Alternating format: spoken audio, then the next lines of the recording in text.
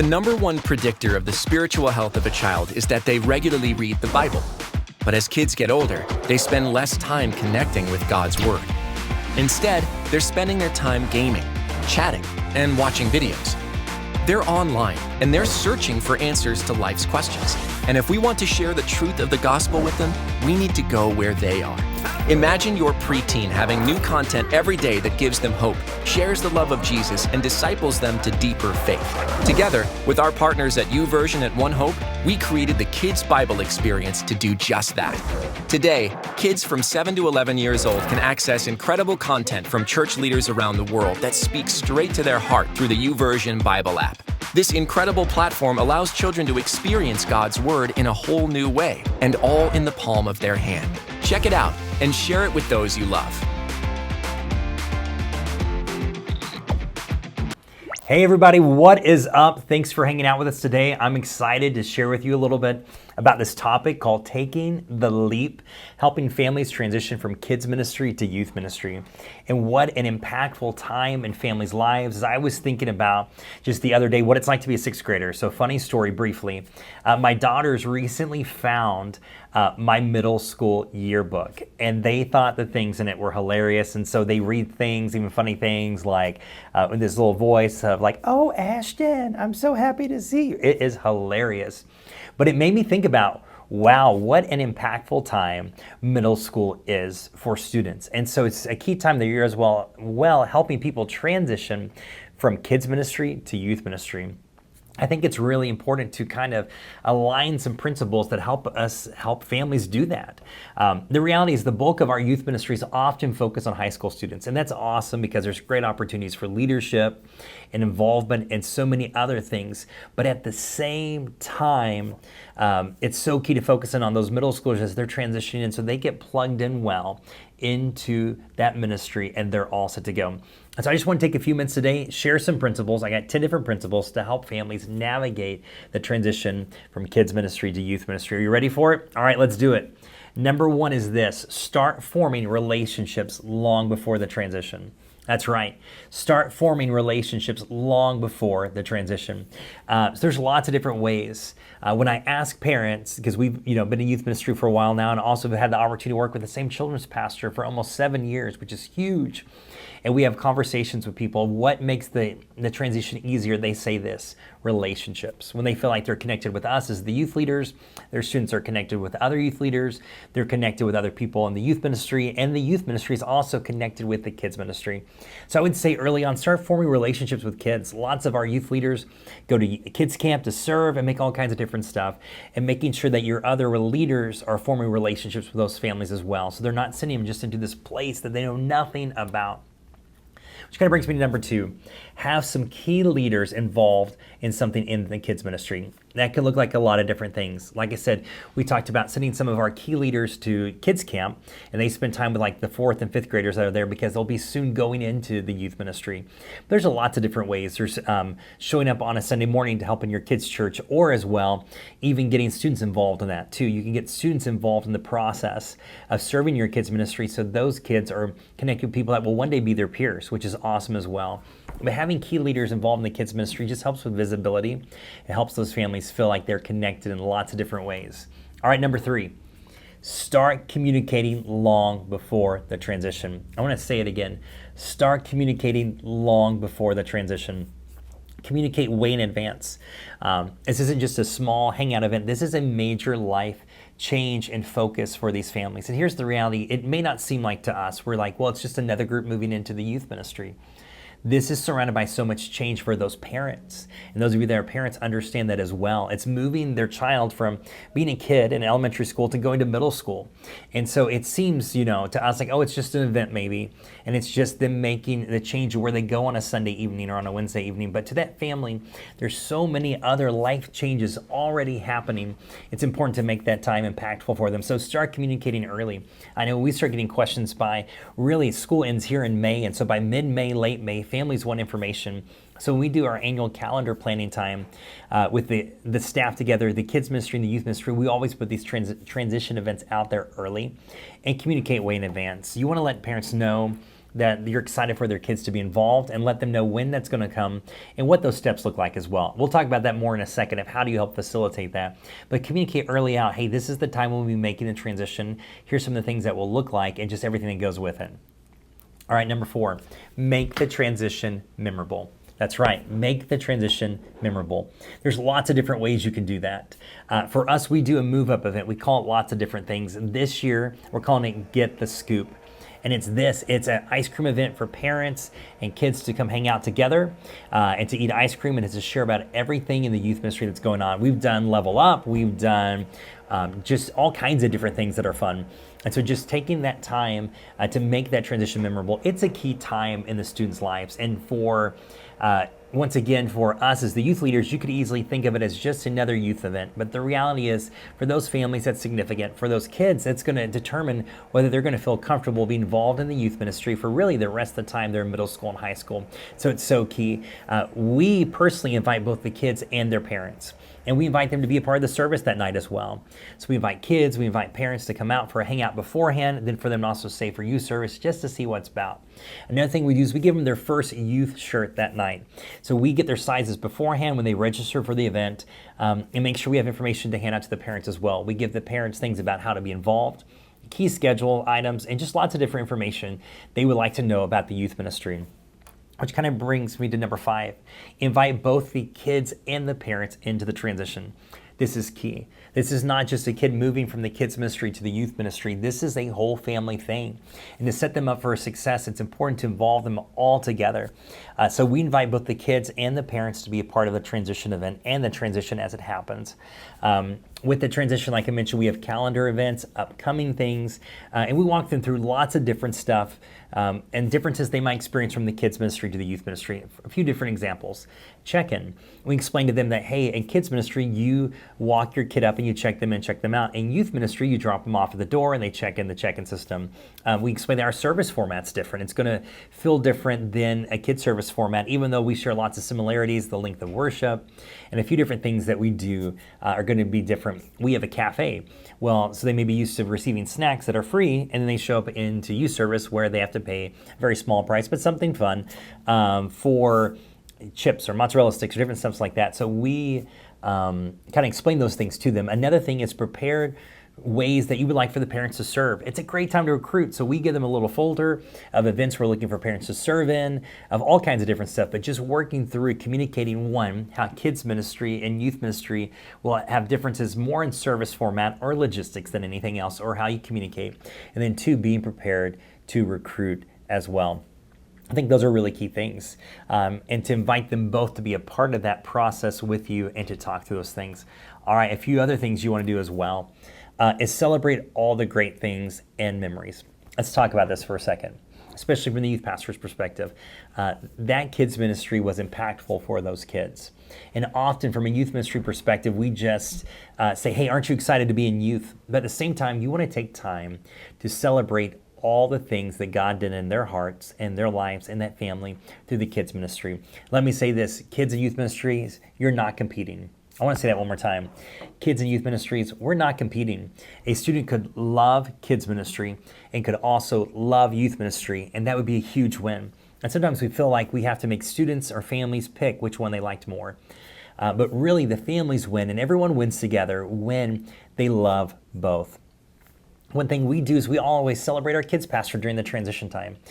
We take time to present her with a gift from those graduating 5th graders. They've made a lot of investment into those students, and we want to celebrate that. The same way you have those feelings, youth pastor, as a student transitions from being a high school senior into the young adult ministry, those kids pastors are feeling those emotions, those feelings as they transition from the kids ministry into the youth ministry. So we want to celebrate those things. Another thing we do as well is we look for ways for them to stay connected. If your kids pastor is okay with it, finding ways for them to still be connected into kids ministry on your Sunday morning service. So we have a program that allows our students that have graduated out of the kids ministry, they can go back and be like a junior helper or a junior leader in their kids ministry. It's just another great way to celebrate what God did in their hearts and for them to get to feel like they contribute. And here's the thing, we don't ever feel like they're going to just continue to want to be back there and not want to be in the youth ministry, because the youth pastor and the kids pastor, myself and our kids pastor, we work together to make sure there's a great pathway of discipleship for those families and great pathway of connection. And so those kids love getting the opportunity to give back to the kids ministry that was impactful to them. And at the same time, they look forward to being involved in the youth ministry. And so those are great conversations to have with your kids pastor. In fact, I encourage you, take time, sit down, whether you're a kids pastor or a youth pastor, approach the other one with intentionality and say, hey, I would love to learn more, to know how I can help champion you. Invite them out for a cup of coffee, or maybe listen to part of this or share some notes from this session. Say, hey, here's a few different ideas that I have. How can we make this a huge win for both of us? Because that's the big win, is to help those families transition from kids ministry to youth ministry and to not lose students in the process. And understand that sometimes that's going to be much more individualized than you would think. And we'll talk about that a little more in a second. All right, number 7. I think this is a big one. And hear me on this one, youth pastors. Anticipate fear and anxiety. It's okay if they're nervous. I think often we're excited for them to come into youth ministry. We think that they're just going to be super excited the moment it happens. But you can anticipate, hey, this is a big step for them, and it's a big step for their families. And so don't think they'll have only good feelings. And that's all right. That's nothing wrong. They're not insulting you. They're not insulting the youth ministry. Those are just different emotions that they have. I tell this story often to our team.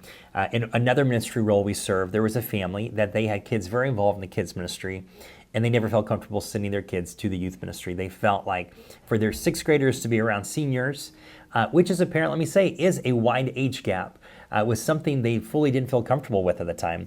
But you know what we did? We allowed them to have conversations with us. We allowed them to spend time with stuff. We invited them to be a part of the process, to come and serve, to come and see what service was like. That way they might feel more comfortable having their student be a part. And that's okay. I mean, and we formed a great friendship with that family. They became really close to us, but it started with understanding it was okay they had mixed emotions. And I think all of us as parents understand that's a world of difference to send your student and drop them off to be in a service with someone that's 6 years older than them. That's a wide age gap, especially from a 5th grader that's barely a 6th grader to going up to being a high school senior. That's a wide gap. And so understanding that, and I would say prepare yourself personally, leader, to take those things and to hear those things with love and with understanding. I think often it would be so easy for us to get offensive about that and be like, well, they don't understand, they don't appreciate youth ministry, or they don't think this. That's not at all what they're doing. They just want to make sure their students being taken care of. And each parent knows their students so well. They know when they'll be comfortable making the transition. They know when they'll be comfortable just in a variety of different things. And so working with those parents. And once again, like I said, don't be offended if people's first gut reaction to their student moving into the youth ministry is not the best one. One, that's great to welcome feedback to see how you can make it better, but understand that's part of life transition.